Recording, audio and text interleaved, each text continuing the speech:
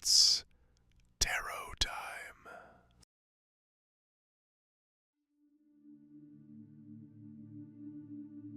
Tonight, Seeker, we step into colonial New England, a land of timber and storms, where family name was worth more than gold, and blood was both bond and blade. The Ten of Pentacles speaks of legacy, what we pass down through our hands, our hearts, our deeds. But tell me, Seeker, is inheritance a gift or a weapon? The Whitlock parlor glowed faintly, lit by a dozen candles guttering in their brass holders. Storm winds clawed at the shutters, while inside, the Whitlock family gathered for one purpose: to hear the will of Josiah Whitlock, patriarch and merchant, a man whose ships carried goods across the seas, whose name weighed like iron in the town square. The air smelled of tallow and damp wool, heavy with the press of storm.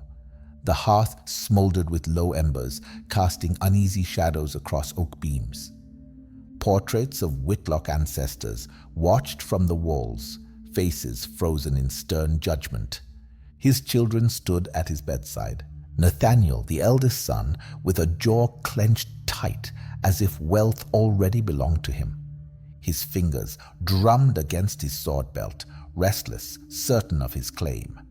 Abigail, the eldest daughter, pearls gleaming at her throat, calculating how land might bind her marriage tighter.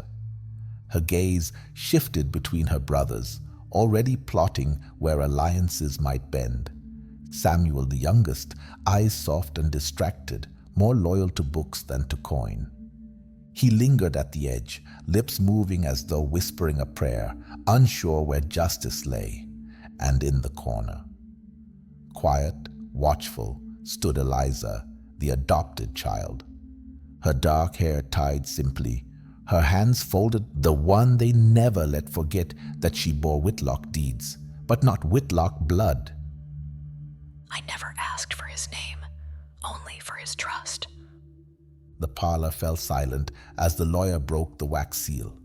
The sound echoed like thunder, setting hearts hammering. By order of Josiah Whitlock, in full mind and spirit, I leave the entire Whitlock estate to my daughter, Eliza Whitlock. The words fell like stones in water. The room shook with silence, then broke. This is a lie, a fraud. She is no Whitlock.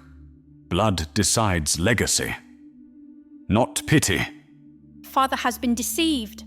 Some witchery, some poison in his ear. This cannot stand! Their voices rose, fueled by years of entitlement, the storm outside beating harder against the walls. Nathaniel's face darkened further. I broke my back at the docks, shadowed father in trade, carried the Whitlock name into taverns and courts alike, all for this, to be cast aside for a charity child. Abigail stepped closer, her voice like ice. Do not forget, brother. I bore children. I bound our name to power. And what thanks have I to see everything handed to a girl who carries not a drop of our blood? Samuel opened his mouth, then shut it again, torn between them, his hands trembling. Josiah's frail hand lifted, his lips trembling as he forced one final truth into the air. Blood gave me children, but deeds gave me an heir. The old man coughed, his chest rattling like a broken chest of drawers. Then his hand fell still upon the bedclothes. The fury that followed was swift. Nathaniel lunged forward, seizing the deed, his face twisted with rage. If no Whitlock of blood shall hold it, then none shall. I'll burn it before her hands touch it. The candles flickered wildly, shadows leaping like demons on the walls. Abigail shrieked, Samuel froze, and Eliza stepped forward. Her heart thundered. For a moment she feared her voice would fail, that her sibling's scorn was right. But memory rose like flame, the ledgers she had balanced, the tenants she had fed, the nights she sat at father's bedside while the others quarreled. She straightened her spine, her fear transmuted into steel. Everything Father built, I protected while you schemed to sell it. His tenants, his ships, his land, they were not pawns in my hands. They were lives, his legacy. Do you dare destroy what he lived for, only to prove you deserve it? Nathaniel's grip trembled. The storm roared, shaking the house. Then Samuel, quiet Samuel, stepped between them. Brother, enough. You chase Father's blood, but she carries his spirit. I will not let you tear apart what little remains of him. The shutter burst open, rain and wind scattering the parchment like startled birds across the floor. Candles sputtered. The patriarch's portrait watched in silence as his children's faces twisted in the glow. Rage, grief, disbelief, and one calm flame in Eliza's steady gaze. The storm outside howled.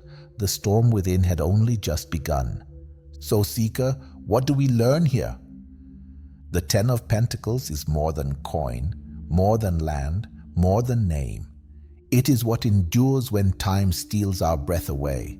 Our legacy, shaped not by blood alone, but by the deeds we carve into the world.